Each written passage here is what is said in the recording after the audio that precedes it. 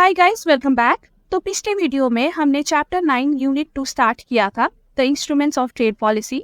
हमने वहां पे कहा था कि जो पॉलिसी इंस्ट्रूमेंट्स है वो दो तरह के होते हैं, tariff and non tariff, right.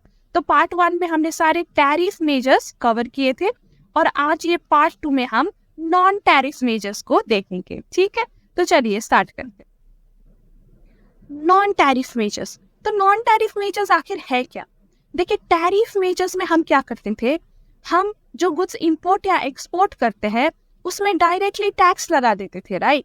तो टैक्स लगाने से क्या होता था, उन गुड्स की प्राइस इंक्रीज हो जाती थी, जिससे करके वो गुड्स हम कम इंपोर्ट कर पाते थे या कम एक्सपोर्ट कर पाते थे। तो इस तरह से इंटरनेशनल ट्रेड कंट्रोल किया जाता था, राइट।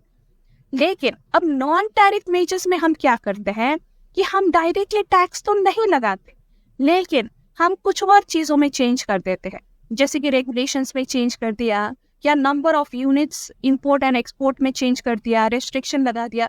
तो इस तरह से हम अदर मेजर्स अपनाते हैं, मेजर्स अदर देन टैक्स, जिससे कि हम इंटरनेशनल ट्रेड को कंट्रोल कर सके। ठीक है, तो जितने भी सारे नॉन टैक्स मेजर्स है ना, उनको हम नॉन टैरिफ मेजर्स कहते हैं। देखिए, tariffs are visible barriers that increase the prices of imported goods. Non-tariff measures are hidden measures that affect trade without directly using tariffs. ठीक है, जब हम टैरिफ मेजर लगाते थे तो वो बहुत ज्यादा विजिबल होता था, राइट। आप टैक्स ऐड कर रहे हो प्राइस में, वो साफ साफ दिखता था। लेकिन नॉन टैरिफ मेजर्स क्या है, ये हिडन मेजर्स है, जहाँ पे आप ट्रेड को अफेक्ट तो कर रहे हो लेकिन डायरेक्टली टैरिफ यूज करके नहीं कर रहे हो, आप इनडायरेक्टली करोगे। ठीक है, अब definition of non tariff measures क्या होता है। देखिए, non tariff measures are policies और regulations that can change trade by affecting quantities और प्राइसेस ऑफ गुड्स। देखिए, नॉन टैरिफ मेजर्स भी क्वांटिटीज एंड प्राइसेस को भी अफेक्ट करते हैं, लेकिन डायरेक्टली नहीं करते, इनडायरेक्टली अफेक्ट करते हैं थ्रू पॉलिसीज एंड regulations. ठीक है, non-tariff measures comprise all type of measures which alter the conditions of international trade, including policies and regulations that restrict trade and those that facilitate it. देखिए, अब ऐसा नहीं है कि नॉन टैरिफ मेजर्स हमेशा restrict करने के लिए ही लगाई जाती है, कभी कभार ट्रेड फैसिलिटेट करने के लिए, इंप्रूव करने के लिए भी लगाई जाती है। तो बेसिकली नॉन टैरिफ मेजर्स में क्या आते हैं, पॉलिसीज एंड रेगुलेशंस आते हैं जो इनडायरेक्टली क्वांटिटी एंड प्राइस को कंट्रोल करते हैं। ठीक है, now it should be kept in mind that non tariff measures are not the same as non tariff barriers. देखिए, यहाँ पे अब दो टर्म्स है, एक आपका नॉन टैरिफ मेजर्स हो गया, दूसरा आपका हो गया नॉन टैरिफ बैरियर्स। अब सुनने में तो दोनों सेम सेम लग रहा है, लेकिन इन दोनों में बहुत फर्क है।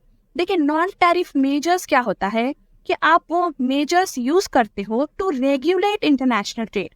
अगर डोमेस्टिक फर्म के साथ अनफेयर हो रहा है तो आप एक फेयर प्लेइंग फील्ड बनाना चाहते हो for both domestic and international players, इसके लिए आप नॉन टैरिफ मेजर्स यूज करते हो। लेकिन अगर आप नॉन टैरिफ मेजर्स से एक कदम आगे बढ़ गए, ठीक है, आपने क्या किया, आपने ऐसे रूल्स एंड रेगुलेशंस लगाए जो इंटरनेशनल गुड्स के लिए, इंटरनेशनल फर्म्स के लिए बहुत ज्यादा अनफेयर है। तो डोमेस्टिक इंडस्ट्री बचाने के चक्कर में आपने जो free flow of goods and services होता है, जो international trade off goods and services होता है, उसको बहुत ज्यादा अनफेयर आपने बना दिया। ठीक है, यानी कि आप रुकावट ले आना चाह रहे, बैरियर ले आना चाह रहे free flow of goods and services में, और आपका इंटेंट डिस्क्रिमिनेटरी इंटेंट है, आप डिस्क्रिमिनेट कर रहे हो between your domestic goods and foreign goods. अब बहुत ज्यादा हाई लेवल पे आप डिस्क्रिमिनेट कर रहे हो, तो उसे हम कहते हैं नॉन टैरिफ बैरियर्स। ठीक है, देखिए, when non tariff measures are used as a means to circumvent free trade rules, यानी कि आप फ्री ट्रेड रूल्स को इस तरह से घुमाना चाह रहे हो कि फ्री ट्रेड हो ही ना पाए। ठीक है, and favour domestic industries at the expense of foreign competition, they are called non-tariff barriers. देखिए, डोमेस्टिक इंडस्ट्री को फेवर करना ठीक है, लेकिन इतना भी नहीं होना चाहिए, it should not be at the expense of foreign competition. आप ट्रेड में ही रुकावट लेके आ रहे हो, इंटरनेशनल ट्रेड होने ही नहीं दे रहे हो, तो इस तरह की आपकी पॉलिसीज नहीं होनी चाहिए। अगर इस तरह की होती है तो हम उनको नॉन टैरिफ बैरियर्स कहते हैं। देखिए, in other words non tariff barriers are discriminatory non tariff measures. ठीक है, अगर आपकी नॉन टैरिफ मेजर्स बहुत ज्यादा डिस्क्रिमिनेटरी हो जाती है तो उसे हम नॉन टैरिफ बैरियर्स कहते हैं। imposed by governments to favor domestic over foreign suppliers. Non-tariff barriers are thus a subset of non-tariff measures and have a protectionist or discriminatory intent. देखिए, non-tariff barriers भी it is a type of non-tariff measures होंगे, लेकिन अगर non-tariff measures आपके discriminatory हो जाती है, right, उनकी अगर discriminatory intent हो जाती है तो उसे हम non-tariff barriers कहते हैं। According to WTO agreements, the use of non-tariff measures is allowed under certain circumstances. देखिए, non-tariff measures तो lenient है, राइट, आप सिर्फ रेगुलेट कर रहे हो ट्रेड, तो ये अलाउड है आपके लिए, लेकिन डिस्क्रिमिनेटरी अगर हो जाता है तो वो अलाउड नहीं है। तो WTO agreements non-tariff measures को अलाउ करता है under certain circumstances. Okay? Okay, now let's look at the categories of non-tariff measures. देखिए, non-tariff measures को आप दो कैटेगरी में डिवाइड कर सकते हो। पहला है आपका टेक्निकल मेजर्स एंड दूसरा है आपका नॉन टेक्निकल मेजर्स। अब टेक्निकल मेजर्स से स्टार्ट करते हैं। देखिए, टेक्निकल मेजर में क्या होता है ना, आप मेजर्स लगा रहे हो on the basis of the technical features या technical specifications of the product, तो उसे हम टेक्निकल मेजर्स कहते हैं। देखिए, technical measures refer to product specific properties such as characteristics of the product, technical specifications and production process. ठीक है, अब product specific properties पे या product की characteristics पे, technical specifications पे या फिर उसके production process को देखते हुए measures लगाते हो तो वो technical measures हो गया। अब technical measures लगाते क्यों हैं? देखिए, these measures are intended for ensuring product quality, ताकि आप जो भी इंपोर्ट कर रहे हो या एक्सपोर्ट कर रहे हो उसकी क्वालिटी ऑप्टिमम हो। ठीक है, अच्छी क्वालिटी की वो हो। अगर आप फूड एक्सपोर्ट या इंपोर्ट कर रहे हो तो एक फूड सेफ्टी फॉलो हो। ठीक है, इन्वायरमेंटल प्रोटेक्शन के लिए भी आप करते हो। नेशनल सिक्योरिटी, जो भी आप इंपोर्ट कर रहे हो क्या उससे आपकी देश की सॉवरेनिटी को, सिक्योरिटी को थ्रेट पहुंच रहा है? अगर पहुंच रहा है तो फिर आप टेक्निकल मेजर्स लगा के, ठीक है, उसको कंट्रोल कर सकते हो ट्रेड को। And finally for the protection of animal and plant health, तो ये सारे पर्पस के लिए टेक्निकल मेजर्स लगाए जाते हैं। ठीक है, प्रोडक्ट की स्पेसिफिकेशंस को देख के, ठीक है, प्रोडक्ट की कैरेक्टरिस्टिक्स को देख के एंड प्रोडक्शन प्रोसेस को देख के अगर आप मेजर्स लगा रहे हो तो वो आपका टेक्निकल मेजर होगा। अब दूसरा है आपका नॉन टेक्निकल मेजर। अब नॉन टेक्निकल मेजर में ऑब्वियसली आप प्रोडक्ट की स्पेसिफिकेशंस को देख के नहीं लगा रहे हो, आप लगा रहे हो प्रोडक्ट की जो ट्रेड रिलेटेड रिक्वायरमेंट होती है ना, जैसे कि एक कंट्री से दूसरे कंट्री में प्रोडक्ट कैसे शिप हो रहा है, ठीक है, उसकी शिपिंग रिक्वायरमेंट्स में, अब कैसे वो एंटर कर रहा है, उसकी कस्टम फॉर्मेलिटीज में, ट्रेड रूल्स, टैक्सेशन पॉलिसीज, तो ये सब में अगर आप मेजर्स लगा रहे हो तो वो नॉन टेक्निकल मेजर हो गए। यानी कि प्रोडक्ट है, राइट, प्रोडक्ट के स्पेसिफिकेशन या कैरेक्टरिस्टिक्स के बेसिस में नहीं है, पर प्रोडक्ट आप कैसे एक्सपोर्ट एंड इंपोर्ट कर रहे हो, ठीक है, तो वो प्रोसेस में अगर आप लगाते हो मेजर्स तो वो आपका नॉन टेक्निकल मेजर हो गया। इनके प्रोडक्ट से ये रिलेटेड नहीं है, but it is related to how product is being imported and exported. ठीक है, तो फर्क आई होप आपको समझ आ गया होगा। नाउ जो नॉन टेक्निकल मेजर्स है ना, आप इनको फर्दर डिस्टिंग्विश कर सकते हो इनटू हार्ड मेजर्स। ठीक है, हार्ड मेजर्स में क्या होता है कि आप प्राइस एंड क्वांटिटी में फोकस करते हो। ठीक है, आप प्राइस एंड क्वांटिटी कंट्रोल करना चाहते हो बट नॉट डायरेक्टली, इनडायरेक्टली करना चाह रहे हो। ठीक है, then there is threat measure. Threat measure में क्या होता है कि आप डोमेस्टिक इंडस्ट्री को थ्रेट से बचा रहे हो, तो इसलिए यहाँ पे मेजर्स कैसे लगते हैं, जैसे कि एंटी डंपिंग के लिए आपने मेजर्स लगाए। अब देखिए, अब एंटी डंपिंग हमने टैरिफ मेजर में भी पढ़ा था, राइट। टैरिफ मेजर में हम एंटी डंपिंग के लिए क्या करते थे, एंटी डंपिंग टैक्स लगा देते थे।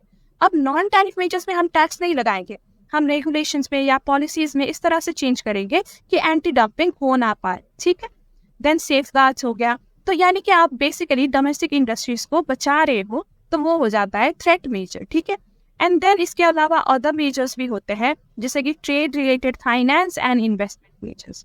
अब देखिए ये सारे मेजर्स के बारे में हम एक एक करके पढ़ेंगे आफ्टर सम टाइम। पहले हम क्या करेंगे, टेक्निकल मेजर्स देखेंगे, फिर हम नॉन टेक्निकल मेजर्स भी क्या क्या होते हैं डिटेल में पढ़ेंगे, फिर आपको समझ आ जाएगा, ठीक है। अब देखिए जो हमने अभी अभी नॉन टैरिफ मेजर्स को कैटेगराइज किया into technical and non technical, तो उसके अलावा हम अदर चीजों के बेसिस में भी या अदर कैटेगराइजेशन भी कर सकते हैं नॉन टैरिफ मेजर्स की।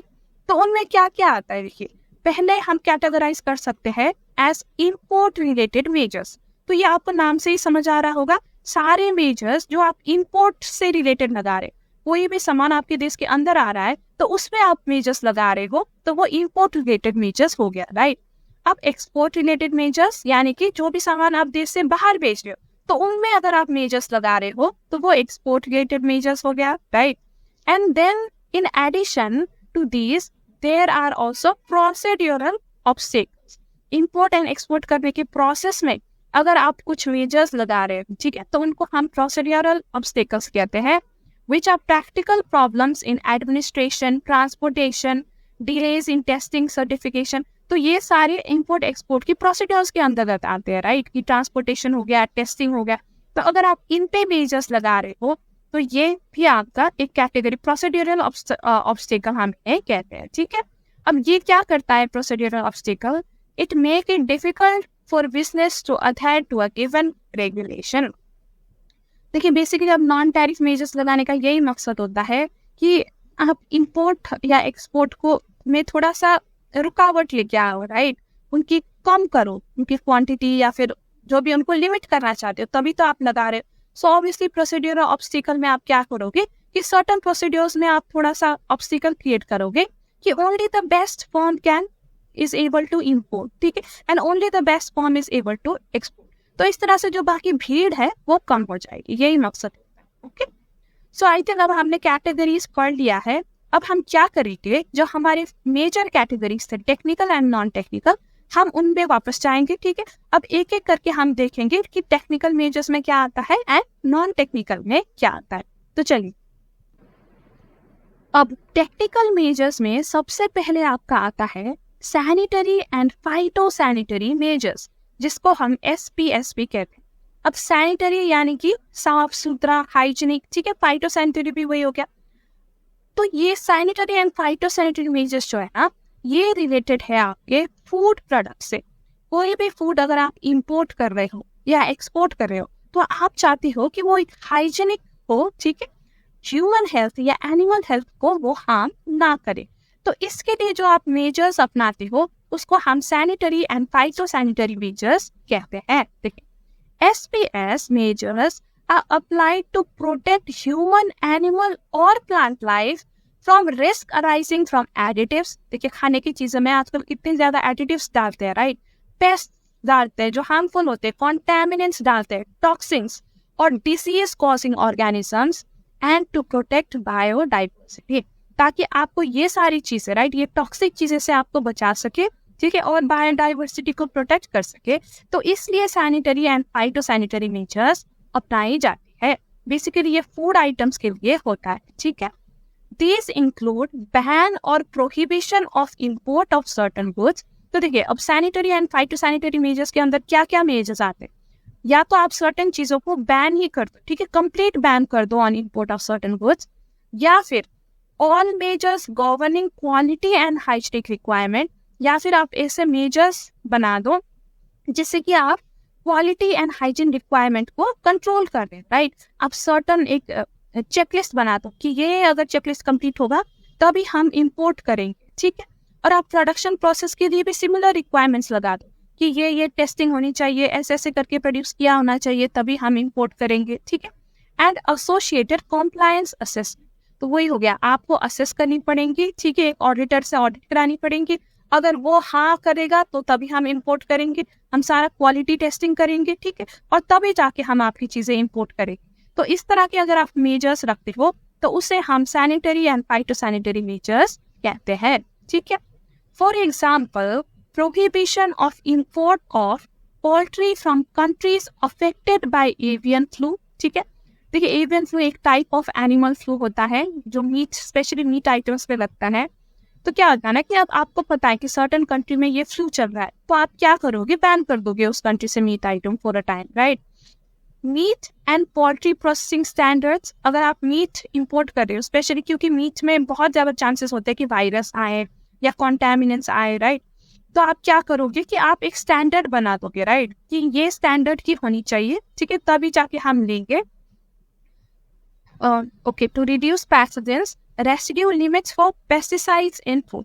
और अगर आप कोई भी फूड जैसे इंपोर्ट कर रहे हो, प्लांट बेस्ड फूड भी अगर आप इंपोर्ट कर रहे हो, तो आप क्या कहोगे कि certain amount of pesticides he use होनी चाहिए एक लिमिट तक।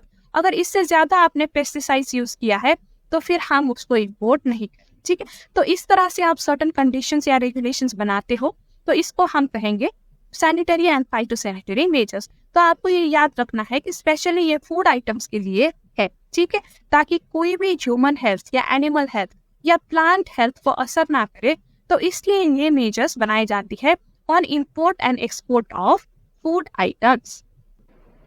Okay, now the second technical measure is the technical barrier to trade. अब देखिए, ये टेक्निकल बैरियर टू ट्रेड भी ना, ये भी प्रोडक्ट की क्वालिटी मेंटेन करने के लिए ही की जाती है, ठीक है।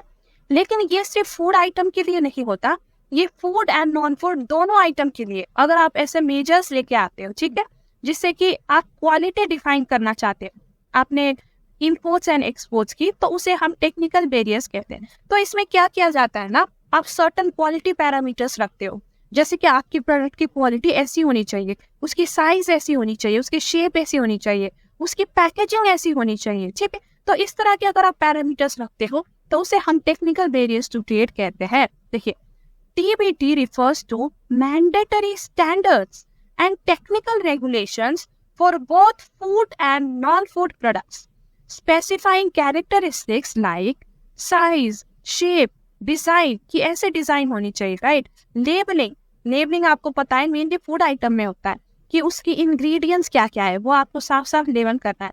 फिर आपको ये भी लेबल करना है कि उसमें फैट कितना है, शुगर कितना है, राइट, उसके टोटल कार्ब्स कितने हैं। तो जो भी आप फूड आइटम, ज्यादातर पैकेज्ड फूड आइटम जब भी आप खरीदते हो तो आपने लेबलिंग देखा होगा, और अगर आप एक हेल्थ कॉन्शियस इंसान हो तो आपने पढ़ा भी होगा, राइट, कि कितना एडेड शुगर होता है, कितना वो होता है। तो बहुत सारी कंट्रीज ना ये लेबलिंग रिक्वायरमेंट्स को मैंडेटरी बनाती है, और जब तक लेबलिंग नहीं है तब तक वो इंपोर्ट नहीं करती। तो ये इस टाइप की मेजर्स को हम क्या कहते हैं, हम टेक्निकल बैरियर टू ट्रेड कहते हैं। फिर पैकेजिंग के लिए भी आपने रेगुलेशन बना रखा है, फिर वो प्रोडक्ट की फंक्शनैलिटी क्या क्या होनी चाहिए, ठीक है, प्रोडक्शन मेथड कैसी होनी चाहिए। तो अगर आप ये सारी चीजों को रेगुलेट कर रहे हो, right, for both food and non food items, तो उसे हम टेक्निकल बैरियर्स टू ट्रेड कहते हैं। देखिए, procedures to ensure these products meet the standards.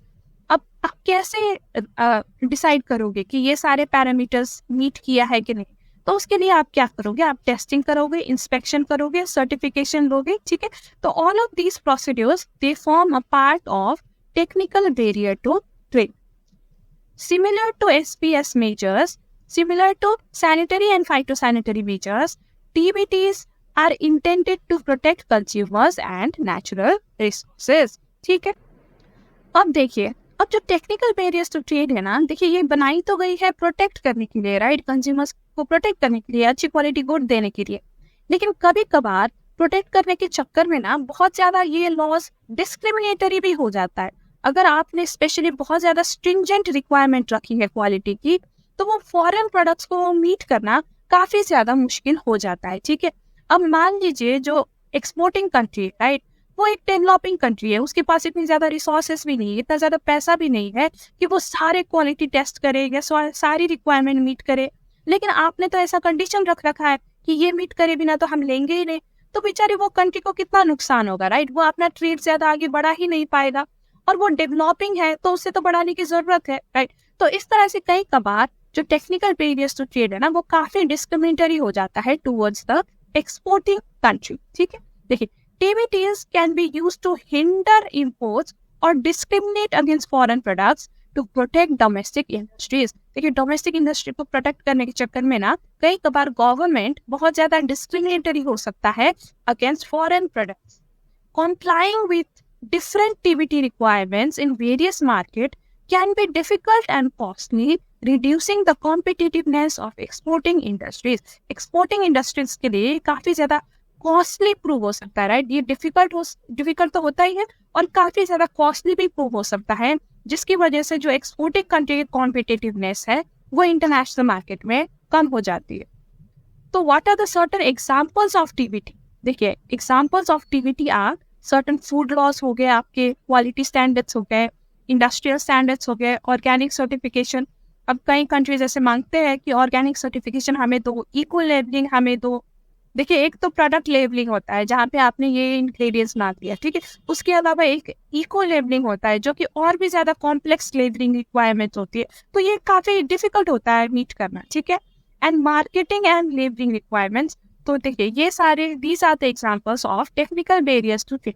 देखिए, तो यहाँ पे हमारा क्रक्स क्या है कि टेक्निकल बैरियर्स टू ट्रेड कुछ एक्सटेंट तक ठीक है, ताकि आप क्वालिटी, एक गुड क्वालिटी गुड्स इंपोर्ट कर सको, लेकिन बहुत ज्यादा अगर ये स्ट्रिंजेंट हो जाती है ना, तो वो एक्सपोर्टिंग कंट्रीज को हार्म करती है, ठीक है।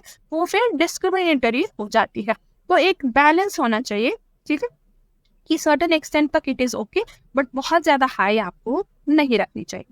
सो I hope you understood the technical barriers to trade. So यही दो important type of technical barriers है, ठीक है, sanitary and phytosanitary and technical barriers to trade. अब हम क्या करेंगे, अब हम नॉन टेक्निकल मेजर्स को देखेंगे। नाउ नॉन टेक्निकल मेजर्स, अब देखिए नॉन टेक्निकल मेजर्स, जैसा कि हमने पहले कहा, ये मेजर्स एक प्रोडक्ट की स्पेसिफिकेशन या उसकी कैरेक्टरिस्टिक्स पे नहीं लगती, उसकी क्वालिटी के बेसिस पे नहीं लगाई जाती, बट वो प्रोडक्ट कैसे एक्सपोर्ट इंपोर्ट हो रहा है, एक्सपोर्ट इंपोर्ट प्रोसीड्योर के ऊपर लगाई जाती है, कि आप कैसे शिप कर रहे हो, एक कंट्री से दूसरे कंट्री में ये कैसे मूव हो रहा है, कितने नंबर में, कितने यूनिट्स में मूव हो रहा है, ठीक है, क्या क्या आपको इसमें इंपोर्ट एक्सपोर्ट प्रोसीड्योर्स फॉलो करने पड़ रहे हैं। तो उन सारी चीजों में अगर आप कुछ मेजर्स लगाते, कुछ रेस्ट्रिक्शंस लगाते हो, तो वो आपका नॉन टेक्निकल मेजर हो जाता है। देखिए, these include different type of trade protective measures which are put into operation to neutralize the possible adverse effect of imports in the market of the importing country। देखिए, अगर importing country के market में, ठीक है, जो foreign goods आ रहे उसकी वजह से कोई एडवर्स इफेक्ट हो रहा है, तो ये एडवर्स इफेक्ट को न्यूट्रलाइज करने के लिए नॉन टेक्निकल मेजर्स लगाए जाते हैं, या फिर डोमेस्टिक इंडस्ट्री को प्रोटेक्ट करने के लिए लगाई जाती है। Now following are the most commonly practised measures in respect of import.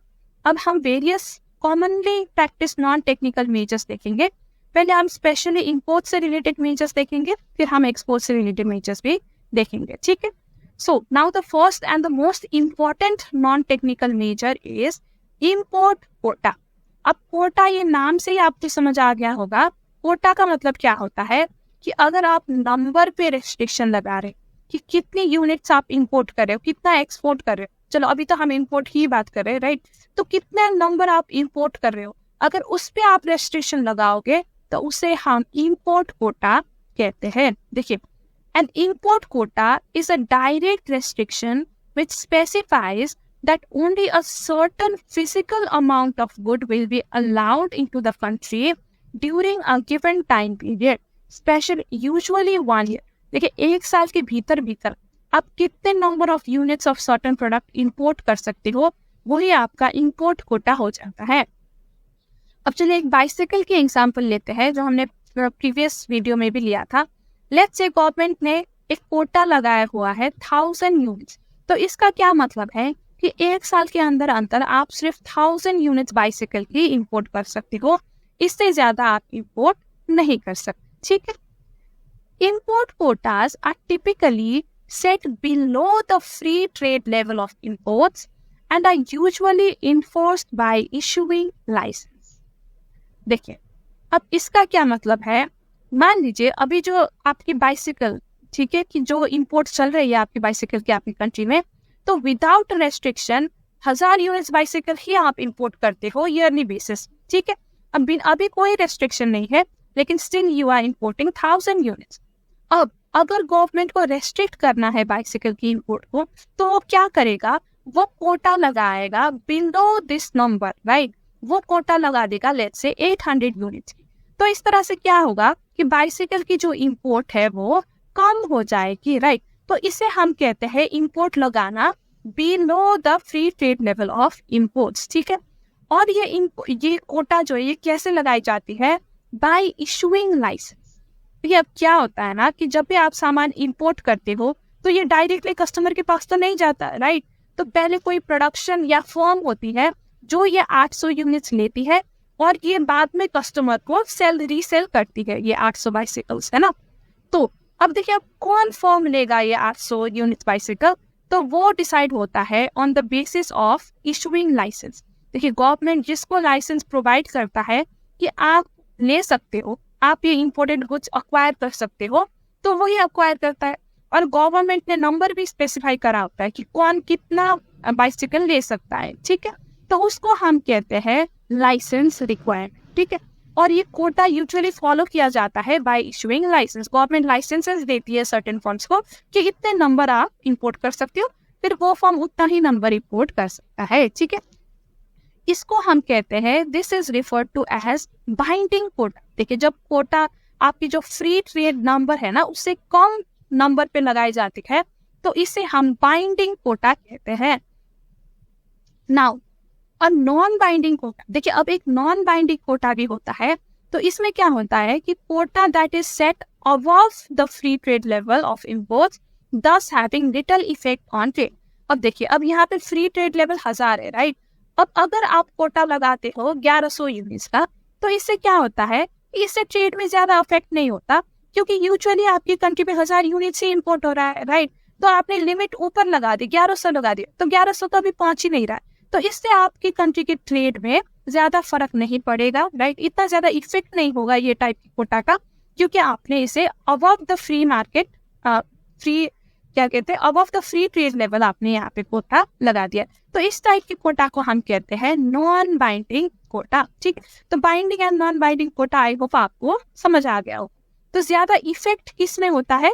Binding Kota में होता है, राइट। क्योंकि यहाँ पे आप फ्री ट्रेड लेवल से बिलो लगा, यानी कि आप इंपोर्ट की क्वांटिटी को कम करना चाह रहे, ओके।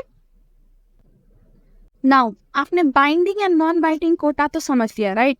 अब इसके अलावा भी import quota can be of 2 types. पहला आपका हो गया एब्सोल्यूट कोटा एंड दूसरा आपका हो गया टैरिफ रेट कोटा। अब एब्सोल्यूट कोटा में क्या है ना कि एक नंबर आपने फिक्स कर दिया, ठीक है, उसके ऊपर आप इंपोर्ट कर ही नहीं सकते। जैसे कि हमने अभी बाइसिकल का एग्जांपल लिया था कि 1000 यूनिट्स आपने कोटा लगा दिया, अब 1000 यूनिट्स ही आप इंपोर्ट कर सकते हो, इससे ऊपर आप इंपोर्ट कर ही नहीं सकते। तो इसको हम कहते हैं एब्सोल्यूट कोटा। अब दूसरा है आपका tariff rate quota. Tariff rate quota हमने पार्ट 1 में भी पढ़ा था, टैरिफ वेरियस में भी पढ़ा था, राइट। अब यहाँ पे क्या होता है कि गवर्नमेंट क्या करती है ना कि फर्स्ट 1000 यूनिट्स पे सर्टेन टैक्स लगाती है, थोड़ा लोअर रेट ऑफ टैक्स लगाती है, जैसे कि 5% लगा दिया। अब अगर 1000 से आप ज्यादा इंपोर्ट कर रहे हो, जैसे कि आपने लेट्स से 1100 इंपोर्ट किया, तो जो ये एडिशनल 100 है ना इसमें फिर आप ज्यादा रेट में टैक्स लगा देते हो। तो इस टाइप की कोटा को हम टैरिफ रेट कोटा कहते हैं। हमने पहले भी पढ़ा था, एग्जाम्पल के साथ पढ़ा, राइट। तो टैरिफ रेट कोटा तो आप पढ़ चुके हैं, आपको पता है। एब्सोल्यूट कोटा के बारे में कुछ चीजें हम यहाँ पे पढ़ने। देखिए absolute quota, it limits the quantity of imports to a specified level during a specified period, usually 1 year. तो 1 year में कितना इंपोर्ट हो सकता है आप उसको स्पेसिफाई कर देते हो, ठीक है। Once the quota is filled, no more imports are allowed for the rest of the period. तो एक बार उतना यूनिट्स मंगा लिया तो 1 साल के भीतर अब आप ज्यादा यूनिट्स नहीं मंगा सकते। Example, 1000 tons of fish can be imported any time during the year from any country, ठीक है। आपके देश के भीतर सिर्फ 1000 टन फिश ही आ सकता है, चाहे वो आप कभी भी मंगाओ या किसी भी कंट्री से मंगाओ, टोटल में सिर्फ 1000 टन ही आ सकता है। तो इसको हम कहते हैं एब्सोल्यूट कोटा। देखिए अब एब्सोल्यूट कोटा में भी ना एक कंट्री एलोकेशन स्पेसिफिकेशन भी हो सकता है। जैसे कि देखिए ये एग्जांपल में तो हमने कहा कि आप कोई भी कंट्री से मंगा लो लेकिन टोटल में 1000 होनी चाहिए। अब कभी कभार गवर्नमेंट क्या करती है ना कि वो कंट्री स्पेसिफिक कोटा भी बनाती है। 1000 ओवरऑल तो आपको मंगाना है, ठीक है। अब ये 1000 में भी कंट्री ए से पर्टिकुलरली कितना मंगाना है, बी से कितना मंगाना है, तो उसमें भी अगर आप रेस्ट्रिक्शन लगा देते हो ना, कोटा लगा देते हो ना, तो उसे हम कंट्री एलोकेशन स्पेसिफाइड कहते हैं, ठीक है। यहाँ पे अ फिक्स वॉल्यूम और value must originate from specific countries. For example, देखिए 1000 टन ऑफ फिश में 750 टन आना चाहिए सिर्फ कंट्री बी से, और 250 आना चाहिए कंट्री सी। यानी कि कंट्री सी मैक्सिमम कितना बेच सकता है, 250 बेच सकता है। देखिए अब मान लीजिए एक साल में ना सिर्फ कंट्री सी ही आपको फिश बेच रहा है, ठीक है। अब आपकी पूरी कंट्री का लिमिट है, ओवरऑल आपकी लिमिट है 1000 यूनिट्स, ठीक है, लेकिन आपको सिर्फ कंट्री सी भेज रहा है, तो सी कितना भेज पाएगा, 250 ही भेज पाएगा, इससे ऊपर नहीं भेज पाएगा, राइट। तो वो आपकी अपर लिमिट 1000 है, तो उस ईयर में आप सिर्फ 250 फिश ही मंगा सकते हो, क्योंकि कंट्री सी में भी आपने रेस्ट्रिक्शन लगा लिया है कि सी से सिर्फ 250 ही आएगा, ठीक है। अब जस्ट आपको बिकॉज 1000 पूरा करना है, तो आप कंट्री सी से ज्यादा नहीं मंगा सकते, क्योंकि पर्टिकुलर कंट्री सी में भी आपने सर्टेन रेस्ट्रिक्शन लगाया हुआ है, ओके। सो आई होप आपको कंट्री एलोकेशन स्पेसिफाइड भी यहाँ पे समझ आ गई होगी। अब इसके अलावा there are a few other types of import quota, जैसे कि सीजनल कोटा हो गया। देखिए अब एब्सोल्यूट कोटा में क्या था कि आप पूरे साल में कहते थे कि पूरे साल में इतनी आनी चाहिए। अब सीजनल कोटा में क्या होता है ना, आप कोटा लगाते हो लेकिन सिर्फ सर्टेन पीरियड के लिए ही लगाते हो या सर्टेन सीजन के लिए लगाते हो। जैसे कि मान लीजिए अब मैंगो का सीजन जून जुलाई में होता है इंडिया में, राइट, जून जुलाई में ज्यादा मैंगोस होते हैं, तो गवर्नमेंट क्या कर सकती है कि जून जुलाई में जो फॉरेन इंपोर्ट ऑफ मैंगो है वो बैन कर दो, ठीक है, या उसमें कोटा लगा दो कि सर्टेन यूनिट्स ही आ पाएंगी, बाकी आपको जो कंट्री में प्रोडक्शन हो रहा है वही जनता को लेना पड़ेगा। तो इस तरह से आपने सिर्फ जून जुलाई मंथ के लिए कोटा लगा दिया ऑन इंपोर्ट ऑफ मैंगोस, ठीक है, तो उसे हम कहेंगे सीजनल कोटा। एक पर्टिकुलर सीजन में आप लगाते हो, फिर अब बाकी जब जून जुलाई आपका खत्म हो जाता है, अगस्त आ जाता है, तो फिर आप कितना ही मंगाओ बाहर से, अब कोई कोटा नहीं है, ठीक है, कोटा सिर्फ जून एंड जुलाई मंथ के लिए ही है। अब इसी तरह से एक टेम्पररी कोटा है कि सर्टेन पीरियड के लिए आपने कोटा लगा दिया, may be for 6 month, may be for 1 year, फिर उसके बाद आपने कोटा हटा दिया, तो उसे हम कहते हैं टेम्पररी कोटा, ओके ओके। तो इंपोर्ट कोटा क्या होता है ये आपने मोटा मोटा तो समझ लिया है ना। अब there are certain other points about import quota जो आपको पता होनी चाहिए, so let's look at that. देखिए import quota do not generate revenue for the government, क्योंकि इंपोर्ट कोटा जब आप लगा रहे हो तो आप किसी भी तरह के टैक्स नहीं कलेक्ट कर रहे हो, राइट।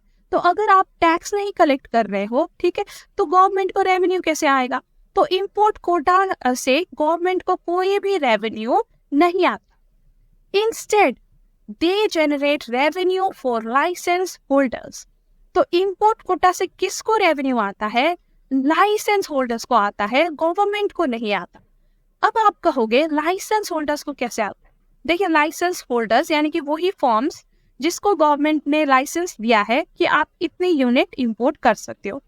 अब क्या होता है ना कि लाइसेंस होल्डर्स, मान लीजिए जैसे कि एक लाइसेंस होल्डर है, उसको लाइसेंस दिया गया है कि वो 1000 यूनिट्स बाइसिकल इंपोर्ट कर सकता है, ठीक है। अब जब वो इंपोर्ट करेगा तो वो सर्टेन प्राइस पे करेगा ये 1000 बाइसिकल के लिए, जो भी ये बाइसिकल को एक्सपोर्ट कर रहा था, ठीक है, तो वो एक्सपोर्टर कंट्री को ये सर्टेन प्राइस पे करेगा, राइट।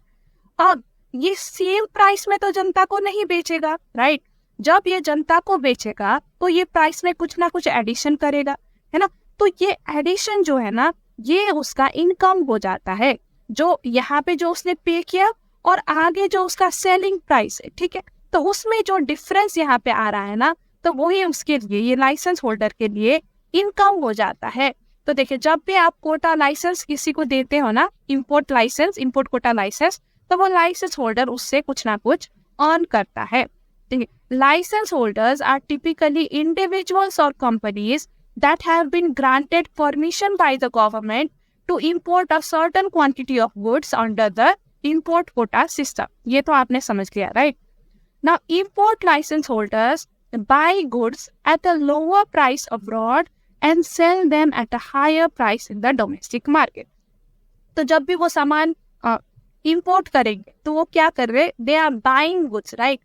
तो जो उनका buy price होता है वो usually lower होता है, और जिस रेट पे वो जनता को डोमेस्टिक मार्केट में सेल कर रहे हैं वो प्राइस थोड़ा सा हाई होता है।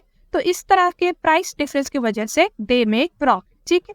और ये profit which is made by the import licence holders, इसको हम कहते हैं कोटा रेंट। तो ये कोटा रेंट भी एक इम्पॉर्टेंट टॉपिक है, एग्जाम में पूछी जा सकती है, ठीक है। तो आपको समझ आ गया कोटा रेंट क्या है। ये बेसिकली वो प्रॉफिट है जो लाइसेंस होल्डर्स जनरेट करते, बनाते हैं। और ये प्रॉफिट कैसे बनाते हैं, क्योंकि जो वो इंपोर्ट करते हैं, जब वो बाय करते हैं वो लोअर प्राइस में करते हैं, और वही चीज जब वो डोमेस्टिक मार्केट में बेचते हैं तो थोड़ा सा उसमें प्राइस इंक्रीज कर देते हैं। तो प्राइस डिफरेंस की वजह से उनको प्रॉफिट मिलता है, जिससे हम कोटा रेंट कहते हैं। ओके, तो चलिए अब इंपोर्ट लाइसेंस के बारे में हमने पढ़ लिया। अब इंपोर्ट कोटा से क्या इफेक्ट होता है वो हम एक बार देख लेते हैं। इफेक्ट ऑन प्राइसेस, देखिए tariffs directly increase the price of imported goods. देखिए टैरिफ या टैक्स क्या करते हैं, वो डायरेक्टली प्राइस इंक्रीज करते हैं, लेकिन कोटास क्या करते हैं, वो इनडायरेक्टली इंक्रीज करते हैं market prices by limiting supply. देखिए जैसे कि बाइसिकल में कोटा लगाया गया है 1000 यूनिट्स का, तो 1000 यूनिट्स बाइसिकल ही सप्लाई हो सकती है, राइट। अब मान लीजिए जो ये इंपोर्टेड बाइसिकल है, इनकी डिमांड है 1500 यूनिट्स। अब अगर डिमांड हायर है एंड सप्लाई कम है तो प्राइस क्या होगा, प्राइस पे ऊपर की तरफ इफेक्ट आएगा, right. So the price will increase, है ना। तो इस तरह से क्या होता है, by limiting the supply you are indirectly increasing the market prices, because जो हायर डिमांड है वो प्राइस को ऊपर की तरफ पुश कर रहा है, ठीक है। Quotas reduce the amount of imports below the free trade level, है ना। जितना फ्री ट्रेड लेवल है उससे कम हो जाता है because of binding quotas. Now reduce imports lower the supply of goods in the domestic market, raising domestic prices, है ना। देखिए सप्लाई लोअर है एज कम्पेयर टू डिमांड, जिसकी वजह से यहाँ पे प्राइस हो रही, ठीक है। तो effect on price I hope आपको समझ आ। अब कंज्यूमर्स में क्या इम्पैक्ट होगा कोटा का, देखिए higher domestic price reduce consumer surplus. देखिए जब भी प्राइस इंक्रीज होता है तो कंज्यूमर को तो नुकसान होता है, राइट। और कोटा क्या करता है, प्राइस इंक्रीज करा देता है, जिसकी वजह से कंज्यूमर सरप्लस कम हो जाती है। Consumers are worse off due to increase prices for both imported goods and domestic substitutes. देखिए डोमेस्टिक सब्स्टिट्यूट महंगा था, तभी तो लोग इम्पोर्टेड सस्ता गुड खरीदना चाह रहे थे, लेकिन कोटा ले आके आपने इम्पोर्टेड गुड्स को भी महंगा करा दिया, तो कस्टमर के लिए अब डोमेस्टिक गुड भी महंगा है, इम्पोर्टेड गुड्स भी महंगा है। So customers are worse off, उनको नुकसान हो रहा है, कोई फायदा नहीं, ठीक है। अब प्रोड्यूसर पे क्या इम्पैक्ट होगा, देखिए प्रोड्यूसर को तो फायदा है ही, क्योंकि जो इंपोर्ट कोटा लगाने की वजह से फॉरेन गुड की प्राइस इंक्रीज हो गई है, राइट। तो उनकी जो डोमेस्टिक प्रोडक्शन है वो फॉरेन गुड से कॉम्पिटिटिव होगी, ठीक है। और इसके अलावा कोटा रेंट भी तो कमा रहे लाइसेंस होल्डर्स, राइट। तो फायदा ही फायदा है प्रोड्यूसर के लिए। देखिए domestic producers benefit from higher prices increasing their producer surplus, ठीक है। अब जब प्राइस हायर है then it will lead to increase output, क्योंकि जो प्रोड्यूसर है जब प्राइस इंक्रीज होती है तो वो ज्यादा आउटपुट बनाने को के लिए इंकरेज होते हैं, राइट। सो आउटपुट इंक्रीज होगा, अगर आउटपुट इंक्रीज होगा तो न्यू प्रोडक्शन यूनिट्स खुलेंगे, इसकी वजह से लोगों को ज्यादा एम्प्लॉयमेंट मिलेगी, there will be rise in profit. तो देखिए इकोनॉमी के लिए या इंडस्ट्री के लिए तो यहाँ पे फायदा होगा। तो ओवरऑल इफेक्ट क्या है, देखिए similar to tariffs quotas have mixed welfare effect. Consumers lose due to higher prices and reduced surplus, whereas producers gain from increased prices, output, employment and profit, ठीक है। तो ये ओवरऑल इफेक्ट होगा, consumer lose करेंगे, ठीक है, लेकिन producer and economy gain करेगा। So with this import quota हमारा खत्म हो गया है, ठीक है।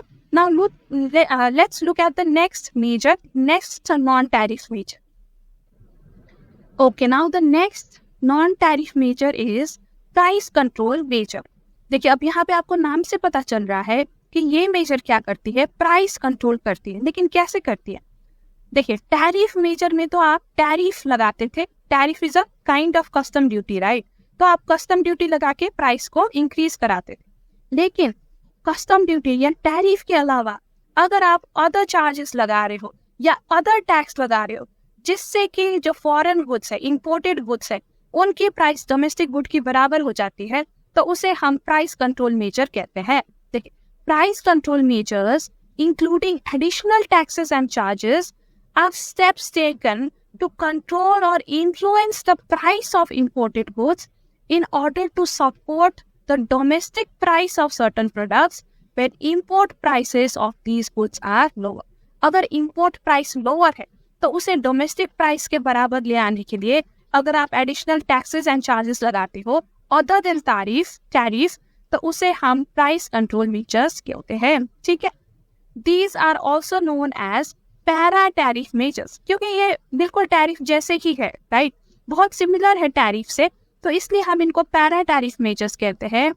And they include measures other than tariff measures that increase the cost of imports in a similar manner, tariff जैसे ही ये इंक्रीज करते हैं, that is by a fixed percentage और अ फिक्स्ड अमाउंट, एक फिक्स्ड परसेंटेज या fixed amount से ये increase कर सकते हैं। ठीक है, अगर हम एक एग्जाम्पल ले प्राइस कंट्रोल मेजर का, देन इट इज, देखिए, a minimum import price established for sulphur.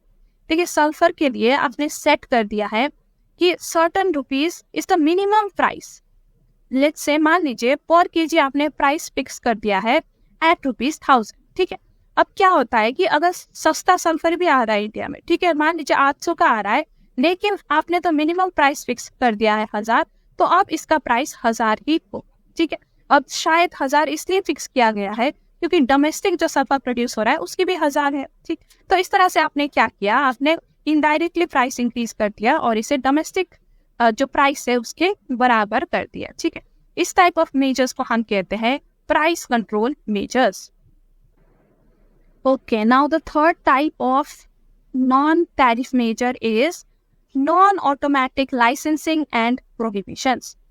These measures are normally aimed at limiting the quantity of goods that can be imported, regardless of whether they originate from different sources or from one particular supplier. देखिए, non-automatic licensing and prohibitions क्या करते हैं, अगर ये भी number को limit करने की कोशिश करते हैं, लेकिन इनमें और फिर इंपोर्ट कोटा में क्या फर्क? देखिए, इंपोर्ट कोटा में भी आपको लाइसेंस लेना पड़ता था, राइट, लेकिन वहां पे लाइसेंस लेना इतना मुश्किल नहीं होता था। यूजुअली आपको ऑटोमेटिकली भी लाइसेंस मिल जाती है सर्टेन चीजों की, लेकिन अब नॉन ऑटोमेटिक लाइसेंस में, जैसा कि आप नाम से ही पता चल रहा है, ऑटोमेटिकली आपको लाइसेंस नहीं मिलता, बहुत ही स्पेशल रिक्वायरमेंट होता है लाइसेंस के लिए, और ये स्पेशल लोगों को ही मिलता है, हर किसी को नहीं मिलता। ठीक है, तो इस तरह से आप सिर्फ स्पेशल लोगों को या स्पेशल फॉर्म को, सर्टेन फॉर्म्स को, सर्टेन यूनिट्स को ही लाइसेंस दे के आप क्या कर रहे हो, आप नंबर को लिमिट कर रहे हो। एंड प्रोहिबिशंस में आप क्या कर रहे हो, आप डायरेक्टली बैन कर रहे हो इंपोर्ट ऑफ सर्टेन गुड्स। ठीक है, these measures may take the form of non-automatic licensing or complete prohibition. ठीक है, for example, देखिए, textile may be allowed only on a discretionary licensing by the importing. ठीक है, डिस्क्रिशनरी यानी कि आपको बहुत सारे क्राइटेरिया फुलफिल करनी पड़ेंगी टेक्सटाइल के लाइसेंस लेने के लिए, तभी जाके आपको लाइसेंस मिलेगा और आप इंपोर्ट कर सकते हो।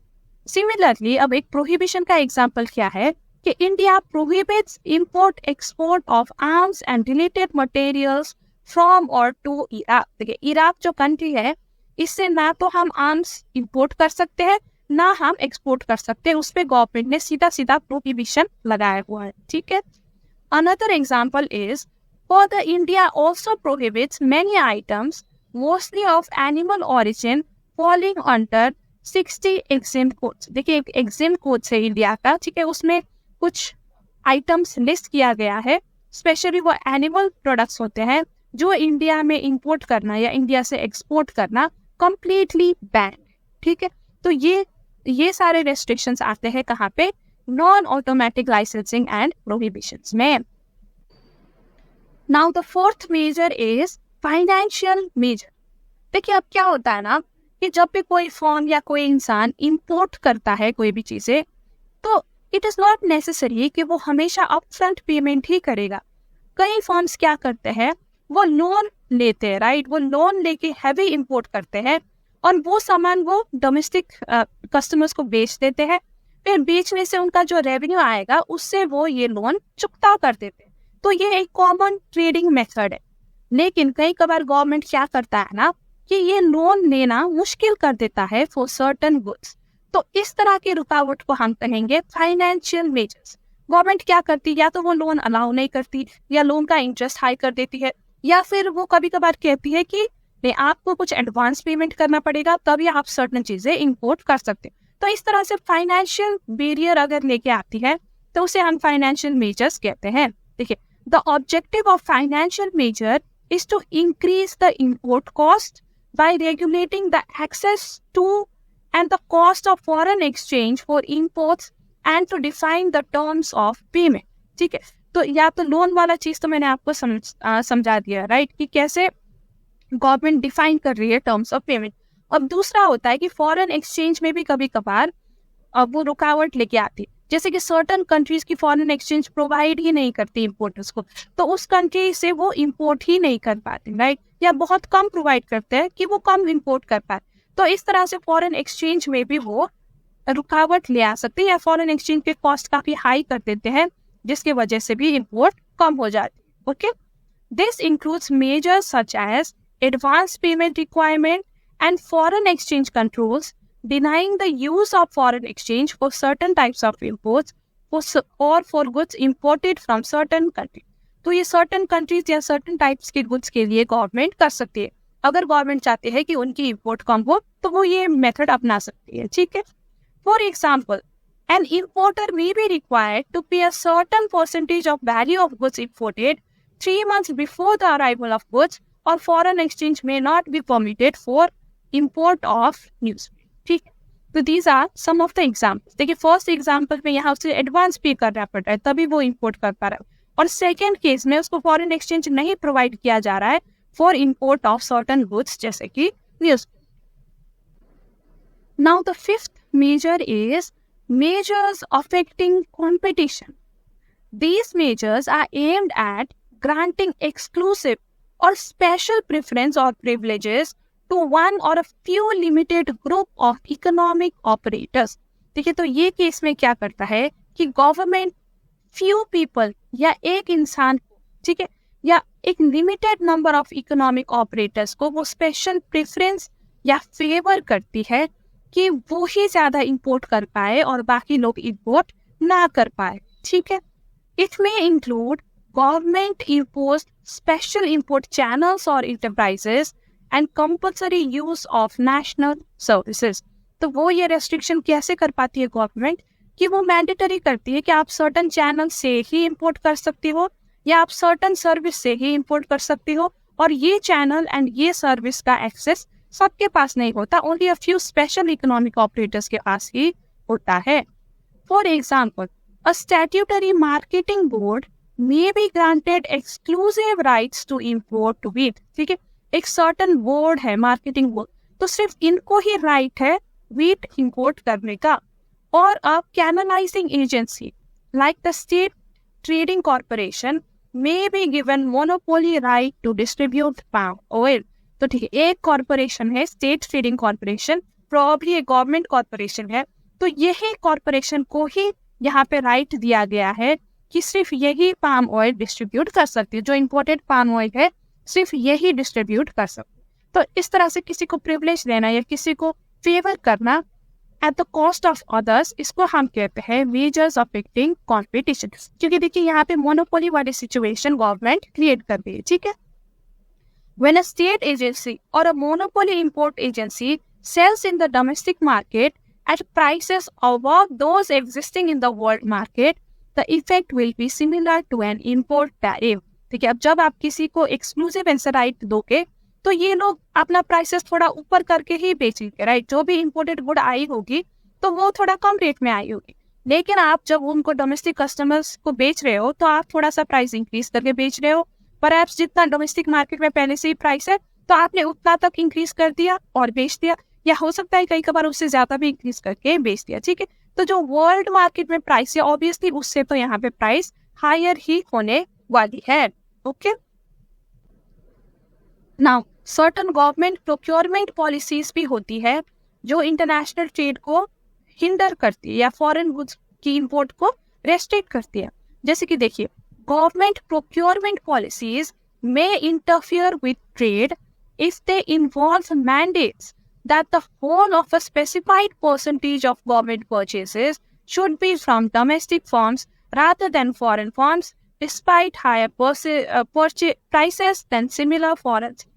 अब क्या है, सर्टन गवर्नमेंट प्रोक्योरमेंट पॉलिसीज में ना ये मैंडेटरी किया गया है कि एटलीस्ट 75% तो आपको डोमेस्टिक फर्म से ही प्रोक्योरमेंट करना पड़ेगा। देखिए, गवर्नमेंट भी कई कबार बहुत सारी चीजों में एक्सपेंडिचर करती है, राइट, और बहुत सारी चीजें खरीदती भी है। तो जब कोई वो ऐसी चीजें खरीद रही है जो वो डोमेस्टिक से भी खरीद सकते हैं और इंपोर्ट भी कर सकती है, मान लीजिए, ठीक है। अब इंपोर्ट करने में उनको सस्ता पड़ रहा है, लेकिन पॉलिसी ऐसी बनाई गई है कि 75% तो आपको डोमेस्टिक इंडस्ट्री से ही खरीदनी पड़ेंगी, ओनली 25% आप इंपोर्टेड गुड्स खरीद सकते हो। तो ऐसे में क्या होगा, despite the high price government को डोमेस्टिक गुड्स ही खरीदनी पड़ेंगी, तो इंपोर्ट यहाँ पे वो ऑटोमेटिकली कम करेगी, ठीक है। तो ये एक तरीका होता है। एक और तरीका इंपोर्ट को कंट्रोल करने का, जैसे कि in accepting public tenders a government may give preference to local tenders rather than foreign tenders. Tenders क्या होता है, बेसिकली एक बिड होता है, जैसे हाईवे बनाने के लिए, रोड्स बनाने के लिए। देखिए, जो भी ये बनाने वाले इंजीनियर्स या एजेंसीज होती है ना, इंजीनियरिंग कंपनी, वो क्या करती है कि गवर्नमेंट को प्रपोजल भेजती है कि आपको क्यों हमें चूज करना चाहिए, ठीक है। तो वो होता है टेंडर्स। तो सारे टेंडर्स स्टडी करके फिर गवर्नमेंट उनमें से एक चूज करता है। अब देखिए, अगर गवर्नमेंट की पॉलिसी ऐसी है कि सारे टेंडर्स में से वो प्रेफरेंस डोमेस्टिक टेंडर को ही देगा, तो इन दैट केस देखिए, जो फॉरेन टेंडर्स है उनको आप नहीं दे रहे, राइट। तो जो फॉरेन सर्विसेज की आप इंपोर्ट कर रहे हो वो कम हो जाती है, आप डोमेस्टिक सर्विसेज के ही इंपोर्ट कर रहे हो। Okay, now the next is your trade related investment measures. अब इसमें क्या होता है, देखिए, these measures include rules on local content requirements that mandate a specified fraction of a final good should be produced domestically. देखिए, जो आपकी final good है, शायद इसमें बहुत सारे कंपोनेंट्स लगते हैं और ये कंपोनेंट्स मिलने के बाद फाइनल गुड बनते हैं, ठीक है। अब अगर आपके रूल्स रेगुलेशंस में ऐसा है कि जो ये सारी कंपोनेंट्स है, इसमें ज्यादातर कंपोनेंट्स डोमेस्टिकली ही प्रोड्यूस होनी चाहिए, तो इन दैट केस अगेन आप इंपोर्ट कम कर दोगे, क्योंकि आपको डोमेस्टिकली प्रोड्यूस चीजें ही यूज करनी है, ठीक है। Requirement to use certain minimum level of locally made components, जैसे कि 25% of the components of automobiles should be sourced domestically। जैसे कि आपने मैंडेटरी कर दिया कि देखिए, एटलीस्ट 25% कंपोनेंट्स जो भी ऑटोमोबाइल में यूज होगा वो आपको डोमेस्टिकली ही करना पड़ेगा, ठीक है। Restricting the level of imported components, या आपने रेस्ट्रिक्ट कर दिया इम्पोर्टेड कंपोनेंट्स को, and limiting the purchase or use of imported components to an amount related to the quantity or value of local product that it exports। या फिर आपने ऐसे condition लगा दिया कि जितना हम एक्सपोर्ट कर रहे हैं ना, हम उसके इक्विवेलेंट ही इंपोर्टेड कंपोनेंट्स लगाएंगे, उससे ऊपर हम इंपोर्टेड कंपोनेंट्स नहीं लगाएंगे, ठीक है। तो ऐसे करके अगर आप इस तरह के रिस्ट्रिक्शंस लगाओगे तो ऑब्वियसली इंपोर्ट थोड़ा कम हो जाएगी, ठीक है। A firm may import only up to 75% of its exports earning of the previous year। जैसे कि पर्टिकुलर फर्म ने रूल्स बनाया, ठीक है, कि हमने प्रीवियस ईयर जितना एक्सपोर्ट किया है सिर्फ उसका 75% ही हम इंपोर्ट करें, ठीक। तो इस तरह से अगर आप ट्रेड रिलेटेड इन्वेस्टमेंट मेजर्स, ठीक है, आप अपना रहे हो, तो ऑब्वियसली आप खुल के इंपोर्ट नहीं कर पा रहे हो ऐसे सिचुएशन में, तो ऑब्वियसली आपकी इंपोर्ट यहाँ पे कम हो जाएगी। Now, the next type of non-tariff measure is your distribution restriction. Distribution restrictions are limitations imposed on the distribution of goods in the importing country involving additional license or certification requirement। अब distribution restriction में क्या है कि देखो, आपको import करना तो allow है, लेकिन जब आप import करोगे और जब आप जनता को डिस्ट्रीब्यूट करोगे तो डिस्ट्रीब्यूशन के टाइम पे आप पे एडिशनल लाइसेंसिंग एंड सर्टिफिकेशन की रिक्वायरमेंट थोप दी गई है, ठीक है। तो इस चक्कर में देखिए, एडिशनल लाइसेंस एंड सर्टिफिकेशन के चक्कर में फिर कई फर्म ज्यादा इंपोर्ट ही नहीं करना चाहेंगे, क्योंकि सबको ये लाइसेंस मिले या सर्टिफिकेशन मिले ये जरूरी नहीं, ठीक है। तो ये अगेन क्या करता है, इंपोर्ट को रेस्ट्रिक्ट कर देता है। अब जो रेस्ट्रिक्शन है ना, दीज में रिलेट टू जोग्राफिकल रेस्ट्रिक्शन, कि आपको सर्टन जोग्राफिकल एरिया में ही डिस्ट्रीब्यूट करना अलाउड है या सर्टन एरिया में अलाउड नहीं है, और restrictions as to type of agents who may sell, या फिर कौन सा एजेंट उसको डिस्ट्रीब्यूट कर पाएगा और कौन नहीं कर पाएगा, वो भी आपने क्राइटेरिया बना दिया है। फॉर एग्जाम्पल देखिए, अ restriction that imported foods may be sold only through outlets having refrigeration facilities. तो ऐसे केस में क्या होगा ना, कि जिनके पास रेफ्रिजरेशन फैसिलिटी है वो ही इंपोर्ट करेंगे फ्रूट्स, राइट, और जिनके पास नहीं है वो इंपोर्ट नहीं कर पाएंगे। तो इस तरह से देखिए इंपोर्ट यहाँ पे कम हो जाती है, रेस्ट्रिक्ट हो जाती है। Now another type of restriction is restriction on post sale services। तो यहाँ पे क्या होता है, देखिए, producers may be restricted from providing after sale services for exported goods in the importing country। मान लीजिए आप एक कस्टमर है, आपने गाड़ी खरीदी, फॉरेन गाड़ी, ठीक है, फॉरेन ब्रांड है, फॉरेन आपने इंपोर्ट किया है फॉरेन को। अब क्या होगा कि वो ब्रांड आपके कंट्री में आफ्टर सेल सर्विस आपको दे ही नहीं पाएगा। तो आपकी जब गाड़ी खराब हो जाएगी ना, तो आप वो ब्रांड से आफ्टर सेल सर्विस ले ही नहीं पाओगे। सच सर्विसेज में be reserve to local service, आपको कोई लोकल सर्विस कंपनी के पास जाना पड़ेगा आफ्टर सेल लेने के लिए। लेकिन लोग अक्सर क्या चाहते हैं कि जिन ब्रांड से उन्होंने खरीदा वही ब्रांड उनको आफ्टर सेल सर्विस प्रोवाइड करे, राइट, क्योंकि वो उनके लिए कॉस्ट इफेक्टिव भी होता है और एक ट्रस्ट फैक्टर भी होता है। अब मान लीजिए आप ऐसे गाड़ी खरीद रहे हो जिसका इंडिया में कोई सर्विस ही नहीं, आफ्टर सेल सर्विस ही नहीं दे पा रहा है वो ब्रांड, तो आप थोड़ा हिचकिचाओगे वो गाड़ी खरीदने से पहले, है ना। तो इस तरह से क्या होगा, उन गुड्स की डिमांड कम हो जाएगी कस्टमर की तरफ से और उनकी इंपोर्ट भी कम हो जाएगी, ठीक है। Now another non-tariff measure is the administrative procedures। देखिए, another potential obstruction to free trade is the costly and time-consuming administrative procedures which are mandatory for import of foreign goods। अगर फॉरेन गुड्स इंपोर्ट करने के लिए कुछ ज़्यादा ही costly and time consuming administrative procedures लगता है तो इंपोर्ट अपने आप कम हो जाती है। This will increase transaction cost and discourage imports. The domestic import competing industries gain by such non-tariff measures। तो इससे किसको फायदा हो? डोमेस्टिक इंडस्ट्रीज जो वो इंपोर्टेड गुड्स के साथ compete कर रही थी ना, उनको यहाँ पे फायदा होगा। Examples include specifying particular procedures and formalities, requiring licenses, administrative delay, red tape, and corruption in custom clearing, frustrating the potential importers, procedural obstacles linked to proof compliance, etc। तो ये कुछ चीजें हैं एडमिनिस्ट्रेटिव प्रोसीड्यूर्स जिससे कि आपकी cost भी increase हो सकती है और आपकी टाइम भी वेस्ट हो सकती है, राइट। तो इसलिए लोग ये चीजों की इंपोर्ट एंड डिस्ट्रीब्यूशन नहीं करना चाहेंगे, okay. Now another non-tariff measure is the rule of origin। देखिए, रूल ऑफ ओरिजिन में क्या है कि जब भी कोई प्रोड्यूसर अगर फॉरेन गुड कुछ भी इंपोर्ट कर रहा है, फॉरेन कंपोनेंट इंपोर्ट कर रहा है, तो उसे बताना होगा कि वो कंपोनेंट ओरिजिनेट कहाँ से हुआ है। देखिए, कई सारी गुड्स क्या होते हैं ना, वो बहुत सारी कंट्रीज ट्रैवल करके इंडिया आए होते हैं, राइट। तो जिससे वो लास्ट इंडिया में शिप हुआ है, नॉट नेसेसरी कि वो लास्ट कंट्री ही उसकी ओरिजिन कंट्री हो, राइट। ओरिजिन कंट्री कोई और हो सकती है, लेकिन गवर्नमेंट कई कबार कहता है कि ओरिजिन कंट्री स्पेसिफाई करो, क्योंकि कई सारी टैरिफ्स, टैक्सेस एंड चार्जेस का ओरिजिन कंट्री के बेसिस में ही लगाया जाता है। तो यहाँ पे जो इंपोर्टिंग फर्म है उसको यहाँ पे खुलाना होता है कि ओरिजिन कहाँ से करना है, ठीक है। अब country of origin means the country in which a good was produced, और in case of a traded service the home country of the service provide, ठीक है। Rules of origin are the criteria needed by the government of importing countries to determine the national source of the product। ये बन के कहाँ से आया है product, वो खुलाना यहाँ पे जरूरी है, ठीक है। Their importance is derived from the fact that duties and restrictions in several cases depend upon the source of import। खुलाना क्यों जरूरी है कि कई बार जो ड्यूटी है या जो रेस्ट्रिक्शन है ना, वो बेस्ड होता है फ्रॉम द ओरिजिन की ओरिजिन कंट्री कौन है, ठीक है। तो उसके बेसिस में ड्यूटीज एंड रेस्ट्रिक्शन लगाई गई होती है तो इसलिए ये रूल फॉलो करना जरूरी होता है।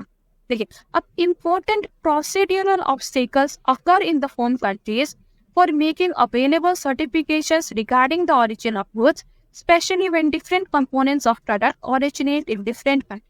ठीक है, अब कोई एक प्रोड्यूसर है इंडिया में, अब उसको जो फाइनल प्रोड्यूस वो बनाता है उसमें कई सारे कंपोनेंट्स लगता है और हर एक कंपोनेंट में लेट्स से अलग अलग कंट्री से, तो ऐसे केस में हर कंपोनेंट का ओरिजिन खुलाना, सर्टिफिकेट बनाना, तो ये थोड़ा सा हैसल हो सकता है, राइट।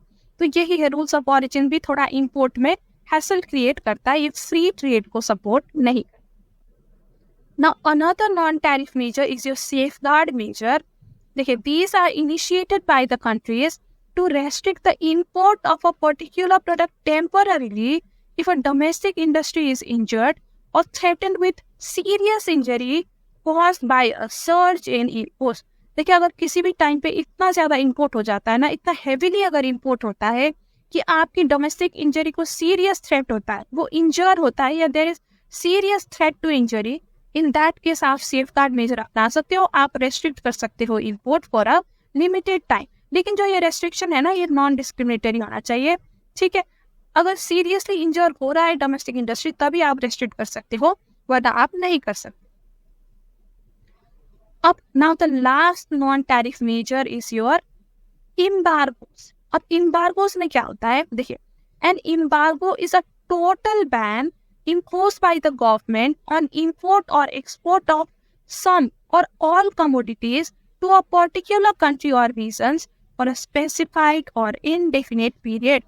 embargoes में क्या होता है कि एक पर्टिकुलर कंट्री को आप कंप्लीटली इंपोर्ट या एक्सपोर्ट रेस्ट्रिक्ट कर रहे हो, ठीक है, या फिर एक पर्टिकुलर रीजन को आप टोटल बैन कर रहे हो कि हमें इन कंट्री को ये सर्टन गुड्स इंपोर्ट एक्सपोर्ट नहीं करना, या कोई भी गुड्स हमें इनको एक्सपोर्ट इंपोर्ट नहीं करना।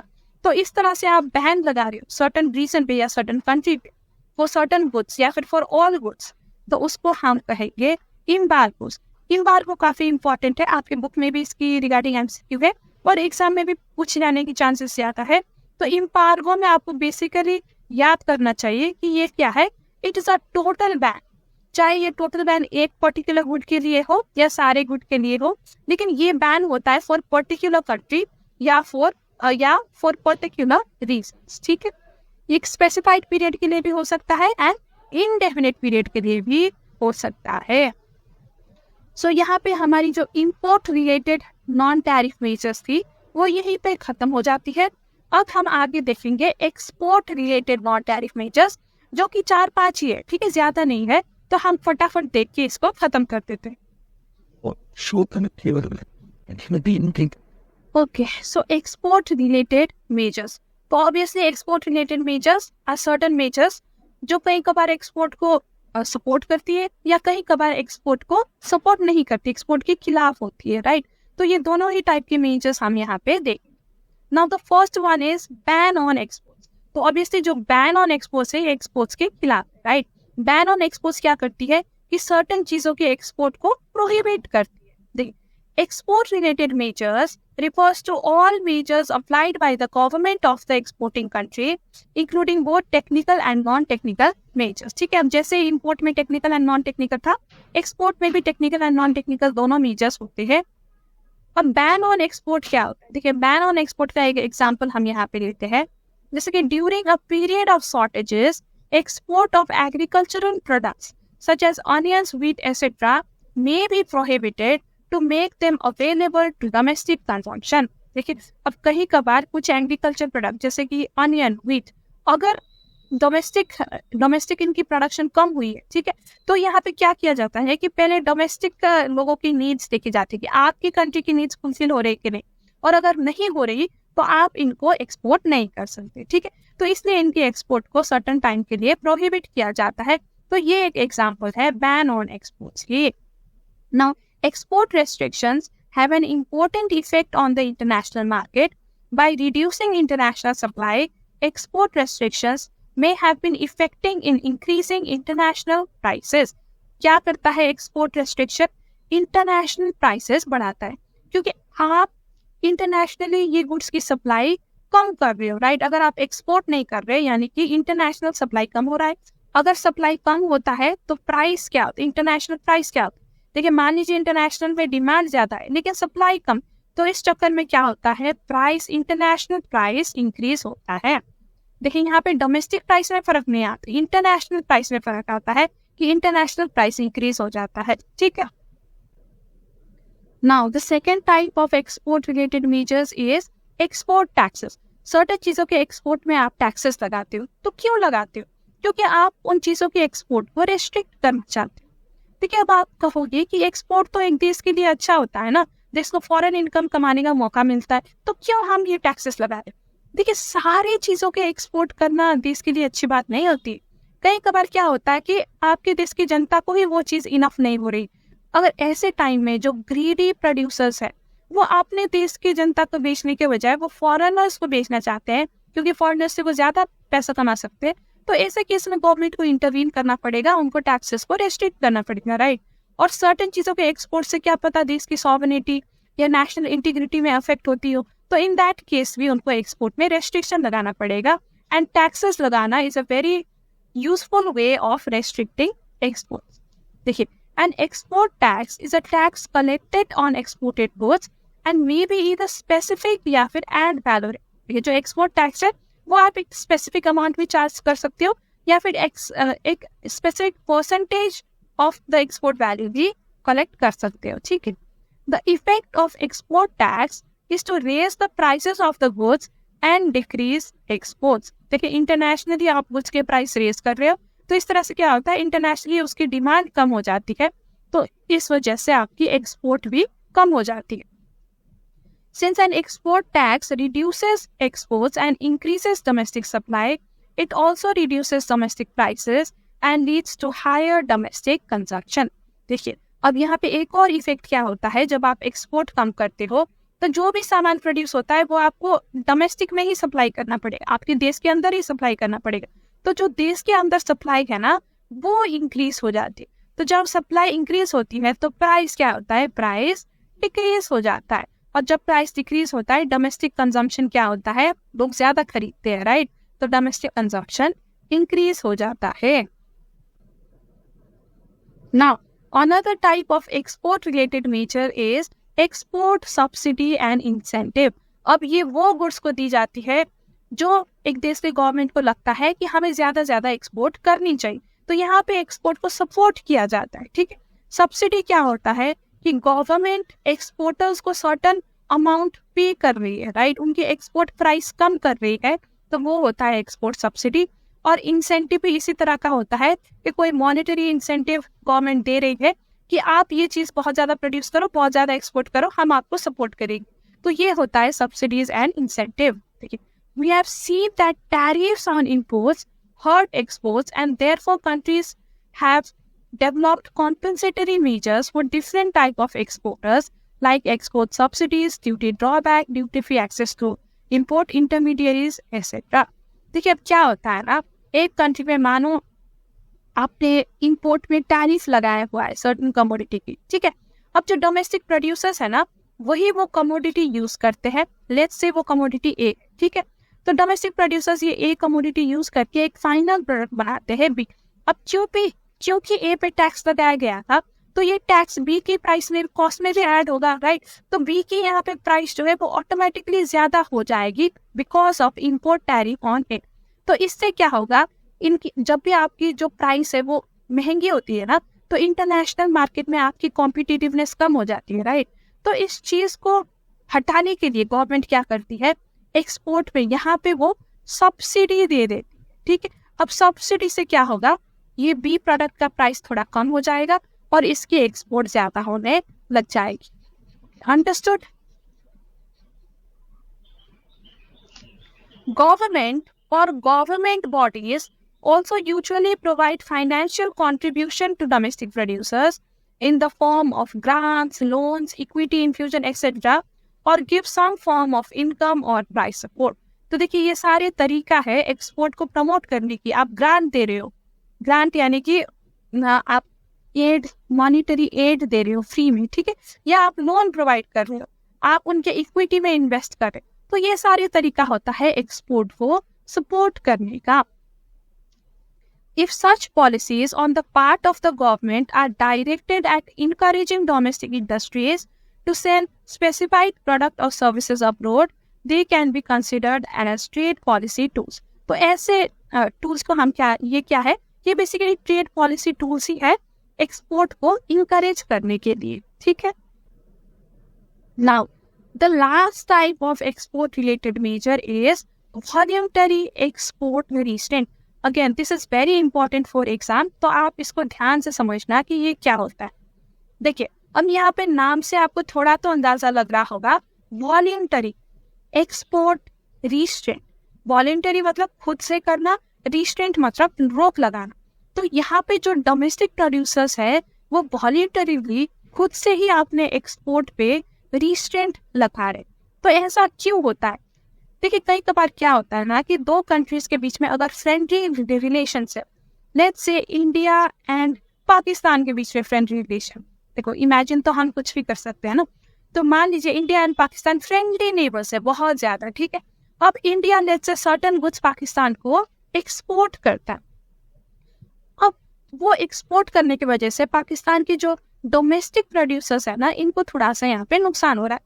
तो जब इंडिया और पाकिस्तान के लीडर्स बात करते हैं ना एक आपस में, तो पाकिस्तान का लीडर इंडिया को रिक्वेस्ट करता है कि देखिए आप ये पर्टिकुलर प्रोडक्ट ना कुछ ज्यादा एक्सपोर्ट कर रहे हो, बेचारे मेरे डोमेस्टिक प्रोड्यूसर्स, इनको नुकसान हो रहा है, तो क्या आप कोशिश कर सकते हो कि आप कम करो. ठीक. तो इंडिया का लीडर सोचता है चलो यार ये तो मेरा मन पसंदीदा कंट्री है. ठीक है. तो ये रिक्वेस्ट कर रहा है तो मैं मान लेता हूँ. ठीक है. तो फिर ये अपने कंट्री में जाके अपने प्रोड्यूसर्स को कहता है कि चलो आप वॉलंटरीली कम एक्सपोर्ट करो, बेचारे उनको नुकसान हो रहा है, उनके भी डोमेस्टिक प्रोड्यूसर्स को थोड़ा प्रोड्यूस करने दो. ठीक है. उनके भी इकोनॉमी को हमको सपोर्ट करना चाहिए, आफ्टर ऑल वो हमारे नेबर है. तो अगर ऐसी सिचुएशन होती है, ठीक है, तो इसको हम कहते हैं वॉलंटरी एक्सपोर्ट रिस्ट्रेंट. ठीक है. देखिए, अगर इंडिया यहाँ पे वॉलंटरीली रिस्ट्रेंट नहीं करता ना, तो हो सकता है पाकिस्तान ना कुछ एक्सट्रीम मेजर अपना लेता, जैसे कि इनके एक्सपोर्ट पे हाई टैक्स लगा देता या कोटा लगा देता. तो उससे भी इंडिया को बचना है. ठीक है. और एक फ्रेंडली रिलेशन भी मेंटेन करके रखना है. तो इस चक्कर में वो वॉलंटरीली ही एक्सपोर्ट कम कर देता है. Now voluntary export restraints BERs refer to the type of informal quota administered by an exporting country voluntarily restraining the quantity of goods that can be exported out of that country during a specified period of time. तो voluntarily यहाँ पे अपना export को ये restrain कर रहा है एक पर्टिकुलर कंट्री, तो उसे हम कहते हैं वॉलंटरी एक्सपोर्ट रिस्ट्रेंट. ठीक है. Such restraint originate primarily from political considerations. ठीक है. अब दो देश की पॉलिटिकल जो सिचुएशन है ना, फ्रेंडली रिलेशंस है या एक ही गवर्नमेंट ने आपको रिक्वेस्ट की है, तो इस वजह से ये जनरली अपनाई जाती है. ठीक है. And are impose based on negotiations of the importer with बातचीत की वजह से नेगोशिएशन में आप ऐसे रेस्ट्रिक्शन लगा सकते हो. ठीक है. The inducement for the exporter to agree to BER is mostly to appease the importing country. तो क्यों लगा रहे? क्योंकि जो importing country हम उनको खुश रखना चाहते हैं, हम उनके साथ friendly relation maintain रखना चाहते हैं. ठीक है. And to avoid the effect of possible retaliatory trade restraints that may be imposed by the importer. एक तो हम friendly relation रखना चाहते हैं, दूसरा हम नहीं चाहते फ्यूचर में जाके वो हम पे बहुत ज्यादा टैरिफ लगाए या हमारी प्रोडक्ट्स में वो बहुत ज्यादा रेस्ट्रिक्शन लगाए, कोटा लगाए, तो उससे भी हमें बचना है. तो इसलिए हम इनकी बात भी मान लेते हैं, खुद से मान लेते हैं बिना ज्यादा झगड़ा किए. ठीक है. तो ये होता है वॉलंटरी एक्सपोर्ट रिस्ट्रेंट. नाउ देखिए, BERs may arise when the import competing industries seek protection from a surge of imports from a particular exporting country. देखिए, import competing industry यानी कि जैसे कि यहाँ पे हमने पाकिस्तान का एग्जाम्पल दिया, राइट. तो पाकिस्तान क्या कर रहा है, ये प्रोटेक्शन सीख कर रहा है from surge of imports from a particular exporting country, यानी कि इंडिया के एक्सपोर्ट इनके डोमेस्टिक प्रोड्यूसर्स के लिए बहुत हैवी हो रहा है, बहुत लार्ज क्वांटिटी में नुकसान पहुंचा रहा है. ठीक है. तो इसलिए वो यहाँ पे प्रोटेक्शन चाहते हैं, तो इसलिए वो इंडिया को रिक्वेस्ट कर रहे हैं कि आप वॉलंटरी एक्सपोर्ट रिस्ट्रेंट कर लो. Okay. Now BERs cause as to tariff and quotas, domestic prices to rise and cause the loss of domestic consumer service. अब यहाँ पे डोमेस्टिक प्राइसेस मतलब पाकिस्तान की बात हो रही है अगेन, ठीक है, जो इम्पोर्टिंग कंट्री उनकी बात हो रही है।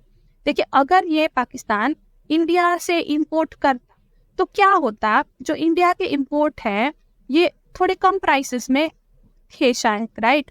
इनकी जो डोमेस्टिक प्रोड्यूसर्स है उनसे तो शायद कम प्राइस में थे, और अगर ये इंपोर्ट करते तो इनके देश में सप्लाई भी इंक्रीज होता और इनके प्राइस कॉम्पिटिटिव हो जाते। लेकिन अगर ये इंपोर्ट को कम कर रहे हैं या रेस्ट्रिक्ट कर रहे हैं तो देखिए इनको जो डोमेस्टिक प्रोड्यूसर्स है उन पे ही रिलाई करना पड़ेगा, तो ये प्राइस भी थोड़ा सा हाई हो जाएगा और सप्लाई भी थोड़ा सा कम हो जाएगा, जिससे अगेन प्राइस ऊपर की तरफ ही पुश होगा।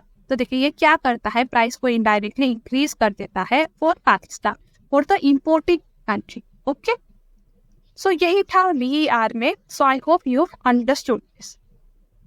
सो with this we have come to the end of the video. लेकिन before you go, I like to announce कि मैंने अपने वेबसाइट में अभी एक मैक्रो टेस्ट सीरीज लॉन्च किया है। तो बेसिकली यहाँ पे आपको एडिशनल क्वेश्चंस मिलेगा फॉर चैप्टर 6 टू चैप्टर 10 ऑफ CA फाउंडेशन बिजनेस। देखिए, हमें पता है कि मैक्रो की क्वेश्चंस आपके स्टडी मटेरियल में बहुत कम है, राइट। तो ऑब्वियसली आपको एडिशनल क्वेश्चंस प्रैक्टिस करने की जरूरत है, तो इसीलिए ये टेस्ट सीरीज बनाई गई है। देखिए, यहाँ पे आपको टोटल में 15 टेस्ट मिलेगा, तो ईच यूनिट के लिए एक टेस्ट है, और हर पर्टिकुलर एक यूनिट में आपको, एक टेस्ट में आपको 50 to 60 एडिशनल क्वेश्चंस मिलेंगे। तो इससे क्या होगा ना, वो चैप्टर की आपको एक कॉम्प्रिहेंसिव अंडरस्टैंडिंग मिल जाएगी, ठीक है। और मैंने कोशिश की है कि मैं एक एक टॉपिक को कवर करूं और सारे टॉपिक्स में एटलीस्ट एक क्वेश्चन तो बनाऊं, जिससे कि आपको ओवरऑल वो चैप्टर की क्लैरिटी मिल जाएगी और आपको वो चैप्टर में फिर कॉन्फिडेंस भी हाई हो जाएगा, ठीक है। तो देखिए, यहाँ पे टोटल 800 से भी ज्यादा क्वेश्चन है ओवरऑल ये टेस्ट में, और सिर्फ क्वेश्चन एंड आंसर्स ही नहीं बट एक्सप्लेनेशन भी है। सारे क्वेश्चंस के यहाँ पे एक्सप्लेनेशन भी आपको मिलेगा। तो ये आपके लिए बहुत ही एक सेल्फ प्रैक्टिस के लिए बहुत ही यूजफुल होगा। आप सेल्फ सफिशिएंट हो जाओगे, खुद से प्रैक्टिस करोगे, राइट। और आंसर अगर आपका गलत हो गया तो खुद से एक्सप्लेनेशन भी पढ़ सकते हो। तो ये आपको ऑब्वियसली बहुत ज्यादा हेल्प करेगी सेल्फ स्टडी करने में। और देखिए, अवेलेबल भी काफी नॉमिनल रेट में है, सिर्फ ₹99 में अवेलेबल है। देखिए, क्वेश्चन आंसर प्लस एक्सप्लेनेशन सारे अवेलेबल है at just ₹99। So I hope आप इसका फायदा उठाओगे और आपने मैक्रो की जो कॉन्फिडेंस है या जो अंडरस्टैंडिंग है वो आप इंक्रीज करोगे, इंप्रूव करोगे। Okay, so with this we have come to the end of the chapter. तो आई होप आपको सारे tariff and non tariff measures समझ आ गए होंगे। ठीक है, इतना मुश्किल नहीं है, बस आपको 1-2 रीडिंग चाहिए, फिर आप एक बार आपने समझ लिया फिर तो आपको MCQs करने में यहाँ पे बहुत ज्यादा दिक्कत नहीं आएगी। तो देखिए, अगर आपको मेरी वीडियो ये हेल्पफुल लगी हो, यूजफुल लगी हो, तो लाइक जरूर करिएगा, अपने फ्रेंड्स के साथ भी शेयर करिएगा एंड चैनल को सब्सक्राइब करिएगा, क्योंकि we will be back with another videos. और अगर आपको कुछ समझ नहीं आ रहा है तो आप कमेंट करके पूछ सकते हैं, या फिर आप मेरे टेलीग्राम चैनल भी ज्वाइन कर सकते हैं। यहाँ पे भी बच्चे बहुत सारे डाउट्स पूछते हैं और मैं वो क्लियर करने की कोशिश करती हूँ। तो ठीक है, मिलते हैं आपसे जल्दी ही अगले वीडियो में। तब तक के लिए बाय बाय, टेक केयर।